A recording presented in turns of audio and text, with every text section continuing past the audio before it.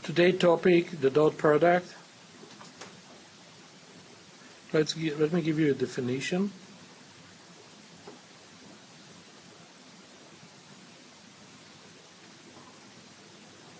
If you have two vectors, A and B, in the following manner, A is the vector that has A1, A2, and A3 as component, and likewise B will be the vector with B1, B2, B3 components. Then the dot product, and the notation is A dot B, like so. So we actually using the dot. The dot product is a scalar. It's not a vector given by the following. So let's underline the word scalar and dot product. So the way it works, we have the following vector A dot vector B. The result, well, we multiply like components. So we multiply A1 by B1, and then we add the product A2, B2, and we add the product A3, B3. So it's this scalar.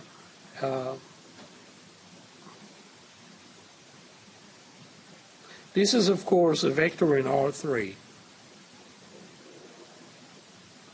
You probably have seen the dot product when you multiply two vectors, two-dimensional vectors.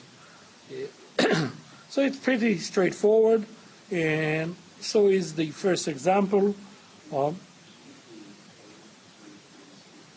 Yeah, it is. Yeah, I don't know. You need to have your eyesight checked, but given we have a vector, and just to be creative, I'll change the notation to IJK notation. So here are two vectors in IJK.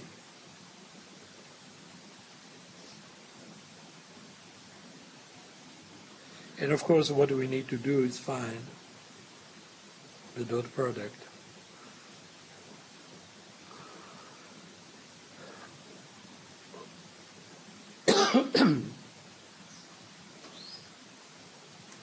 Straightforward.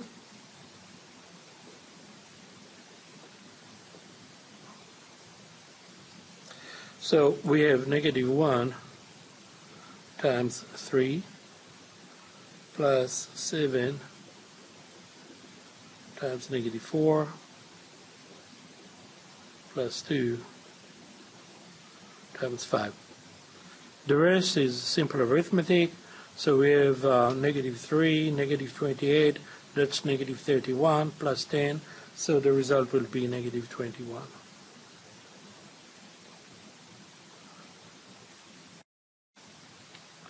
So the following is a theorem that includes the properties of the dot product.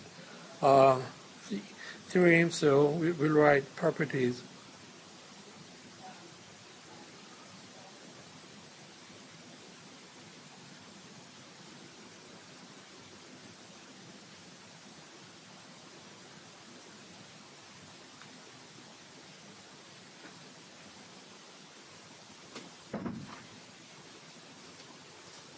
Right, so we're going to say the following. We're going to say that if we have three vectors A, B, C, we're going to use three vectors and probably one or two scalars. So these are vectors in V3. Remember, V3, V sub 3 is the set of all three-dimensional vectors, or the set of all vectors in R3. And C, D are scalar quantities.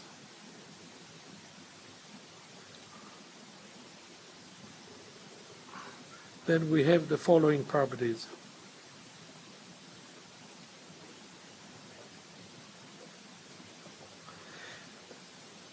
And most of the stuff that I'm about to write is pretty trivial, but it goes like this.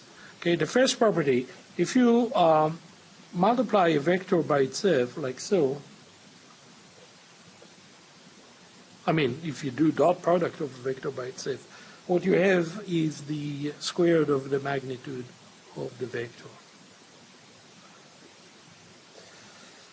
The dot product is commutative. In other words, A dot B is the same as B dot A.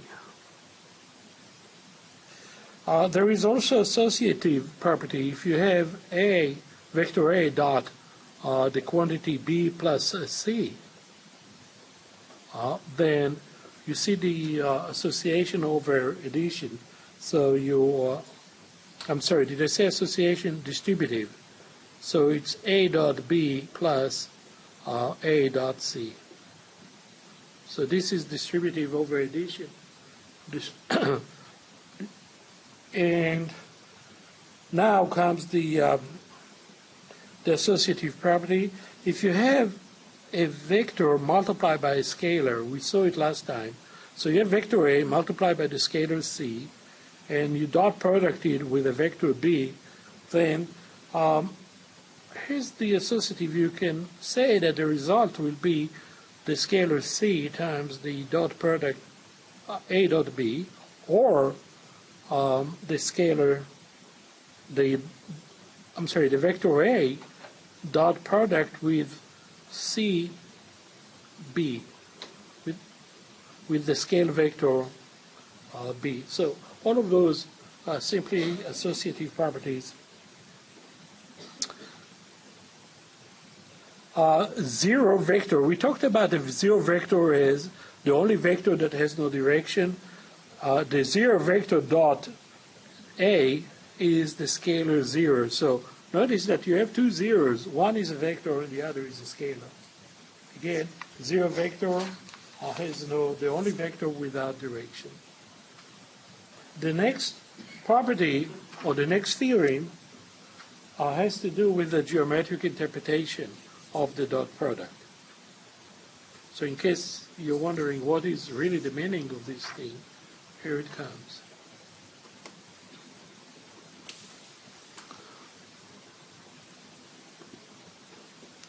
So we'll write here another theorem. And this one is the geometric interpretation.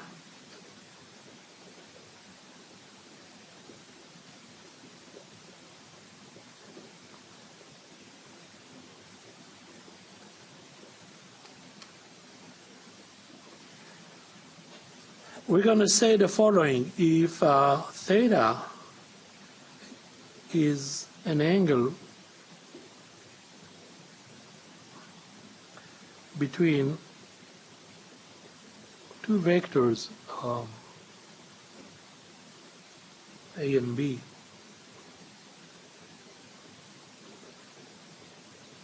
then can I remove the split? One moment, I heard, one moment. So here's the result. We're going to say that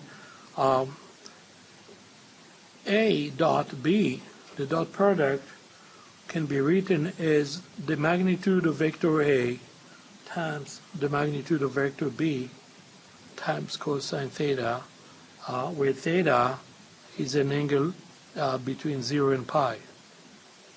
So we are dealing with cosine theta, so if the cosine is positive, then it will be an angle between 0 and pi over 2. If the cosine is negative, then we'll have, or if the dot product gives you a negative result, you know that the angle is between pi over 2 and pi. Okay, so acute angle gives you positive dot product, and obtuse angle gives you negative dot product. And because we can solve for cosine theta, so let's box this, and a corollary to this theorem can be written as, if we're interested in finding the angle, then we simply have to solve we have to calculate A dot B divided by the product of the magnitudes of both vectors, like so.